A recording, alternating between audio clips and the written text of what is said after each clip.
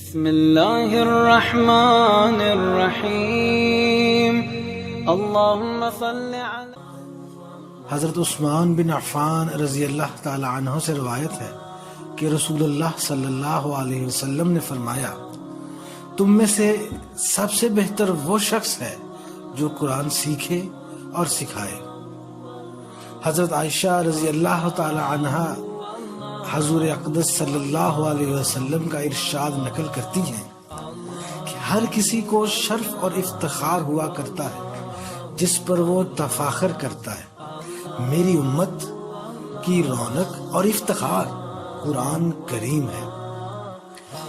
حضرت برائدہ اسلمی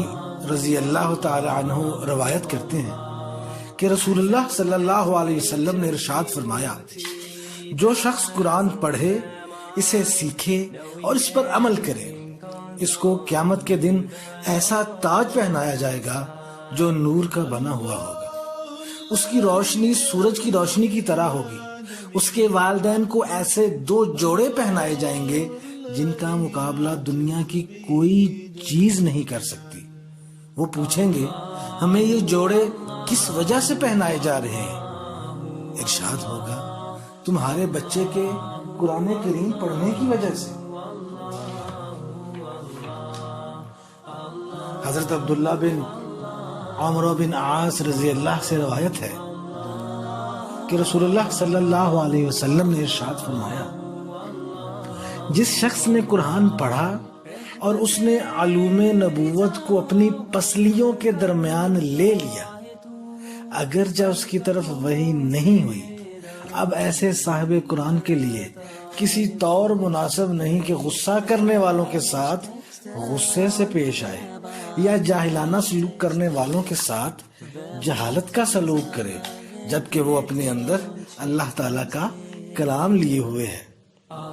حضرت ابو سعید روایت کرتے ہیں، رسول اللہ صلی اللہ علیہ وسلم نے فرمایا، اللہ تبارک و تعالیٰ کا فرمان ہے کہ جس شخص کو قرآن کی مشغولیت کی وجہ سے ذکر کرنے اور دعا مانگنے کی فرصت نہیں ملتی، میں اس کو دعا مانگنے والوں سے زیادہ عطا کرتا ہوں۔ اللہ تعالیٰ کے کلام کو باقی تمام کلاموں پر ایسی ہی فضیلت حاصل ہے جیسی خود اللہ تعالیٰ کو تمام مخلوق پر۔ حضرت ابو ذر غفاری روایت کرتے ہیں کہ رسول اللہ صلی اللہ علیہ وسلم نے ارشاد فرمایا،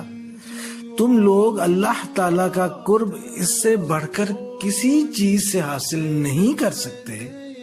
جو خود اللہ تعالیٰ سے نکلی ہے، یعنی قرآن کریم۔ حضرت جابر سے روایت ہے کہ نبی کریم صلی اللہ علیہ وسلم نے فرمایا،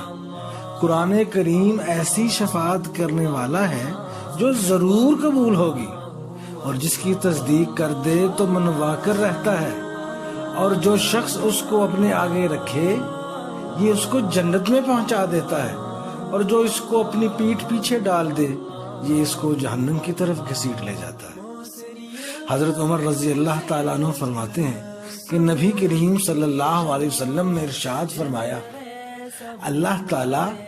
اس قرآن شریف کی وجہ سے بہت سے لوگوں کے مراتب بلند فرماتا ہے اور بہت سو کے مراتب کو گھٹا دیتا ہے۔ حضرت عبداللہ بن عمر رضی اللہ سے روایت ہے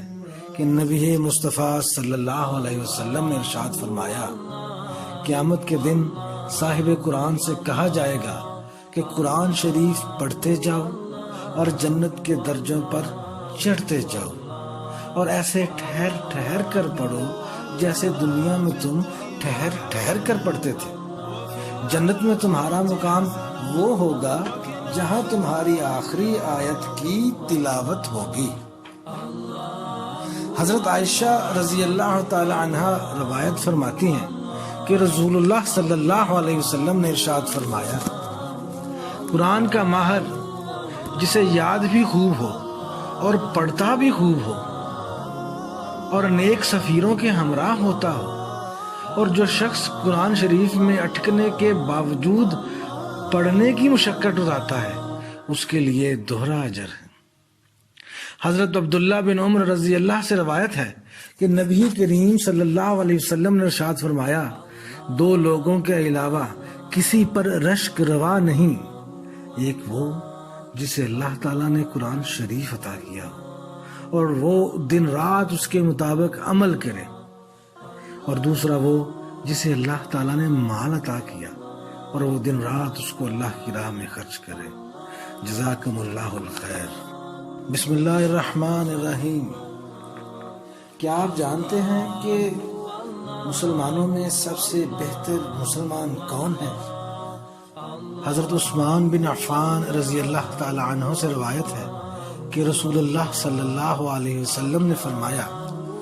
تم میں سے سب سے بہتر وہ شخص ہے